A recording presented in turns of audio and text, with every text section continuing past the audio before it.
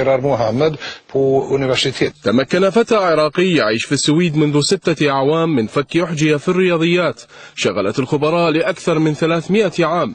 محمد التميمي البالغ من العمر 16 عاما وجد في غضون 4 أشهر فقط صيغة لتفسير وتبسيط الأحجية المسماة أرقام برنولي، وهي سلسلة من الحسابات سميت تيمنا بعالم الرياضيات السويسري جاكوب برنولي الذي عاش في القرن ال17.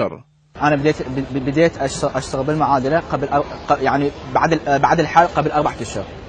بديت أشتغل بالمعادلة فيعني حاولت بوحدي استلفت شوية استلفت كتب من جامعة دالنا للأسس، يعني أتعلم الأسس مال أعداد برنولي. فبديت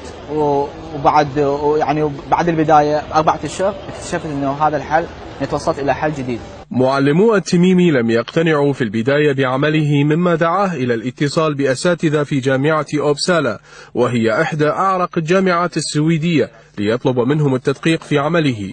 الأساتذة وجدوا أن حله صحيح وعرضوا عليه الانضمام إلى جامعة أوبسالا، لكن التميمي أشار إلى أنه يريد التركيز حاليا على دراسته المدرسية وينوي تلقي دروس مكثفة في الرياضيات والفيزياء خلال الصيف، لافتا إلى رغبته في أن يكون باحثا في الفيزياء أو الرياضيات. محمد التميمي بحل لمعادلة دانيال برنولي اللي هي معادلة differential equation تجد العلاقة بين السرعة والضغط وكثافة المائع على مختلف ارتفاعاته في الأنابيب، وهذه الطريقة المبسطة والسهلة اللي استخدمها محمد في حل هذه المعادلة إنما تدل على أنه محمد مشروع إلى عالم فيزيائي في المستقبل.